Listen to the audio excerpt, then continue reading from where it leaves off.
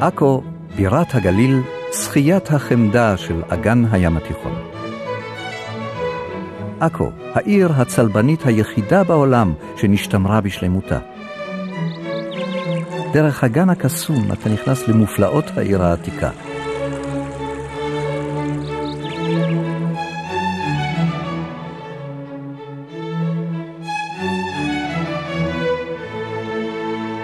ההיסטוריה מספרת על מעצמות רבות שניסו לכבוש את עכו.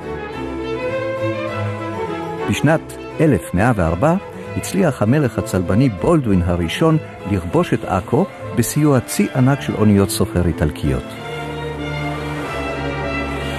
חיילי מסע הצלב הראשון הסתערו באלפיהם, ולאחר מצור קצר נכנעה עכו. תקופה של שגשוג החלה בעכו.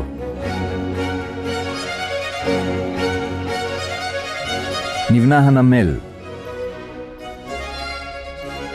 נבנתה המצודה ההוספיטלרית, ובה אולמות ענק ששימשו את מסדרי האבירים כמפקדה, כנסייה וכבית חולים.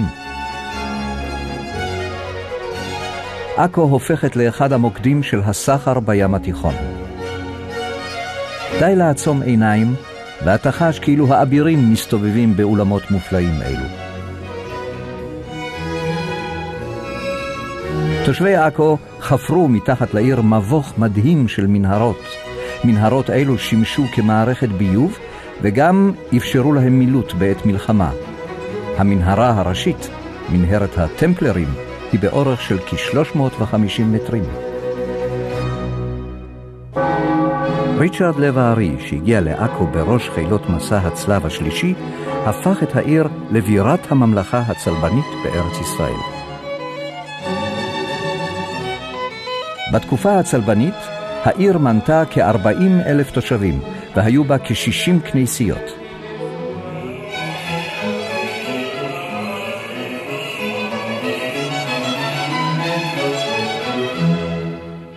רובו של כרך מפואר זה נשמר במלוא הדרו מתחת לעיר של ימינו.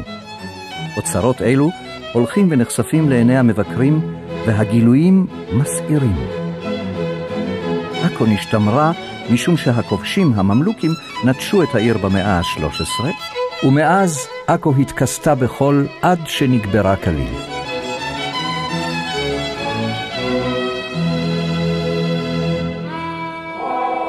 רק במאה ה-18, כאשר השליט הבדואי דהר אל עומר קבע בה את מושבו, הוקפה העיר בחומות והחלה תקופת בנייה מחודשת. יורשו של דהר אל עומר, אחמד אל ג'זאר, בנה מסגד מרהיב שהינו אחד משלושת המסגדים החשובים בישראל. כמו כן, הוא בנה חומה שנייה.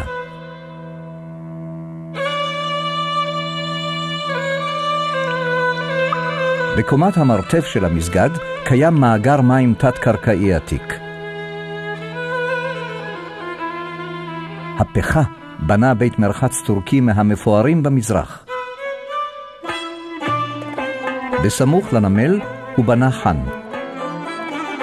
הקומה הראשונה שימשה למחסנים, והקומה השנייה שימשה כאכסניה לסוחרים.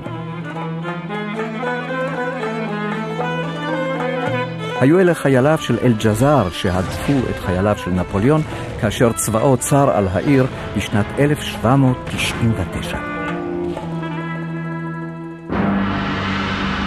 בתקופה זו נבנו החומות והביצורים שבחלקם הגדול נשתמרו עד היום. שער הים היה אחד משני השערים המרכזיים לעיר. המצודה הטורקית, מטילת המורה, שימשה כל העת בית כלא, גם בתקופת המנדט האנגלי, עד 1948. בסוף המאה ה-19 היה כלוא כאן הבהאולlah, מייסד הכת הבהאית. חסידיו בנו עבורו ארמון מוקף, גן מופלא, כקילומטר אחד צפונית לעכו.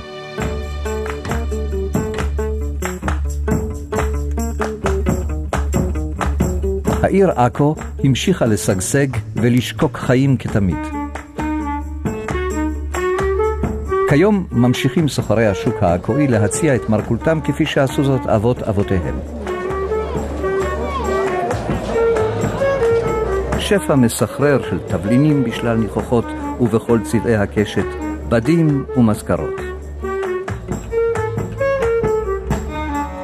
באחת הסמטאות אפשר לבקר בבית הכנסת העתיק שנבנה לפני 200 שנה על שם הרמח"ל, וגם לבקר בבית הכנסת אור תורה, דגם עכואי לבית הכנסת בג'רבה שבתוניס. עכו משמשת כאכסניה לפסטיבל תיאטרון שנתי. באי הפסטיבל גודשים את רחובות עכו ואת אולמות האבירים, המשמשים גם היום לכינוסים ואירועים כדוגמת אלו שהיו כאן לפני כ1000 שנים.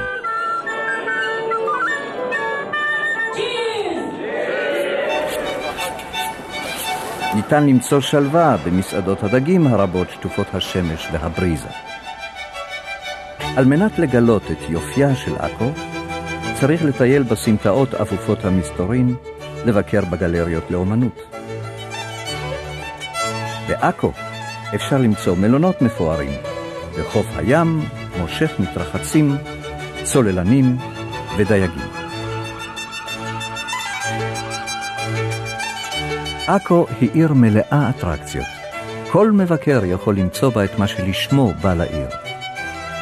עכו הינה הפנינה של מישור החוף הישראלי, פחות מ40 דקות נסיעה מנצרת, טבריה, מיחיעם ומראש הנקרה. 1000 שנים מתעוררות לחיים בעכו, ואתם מוזמנים להתעורר איתן. ביקור בעכו, חוויה שלא תשכח לעולם.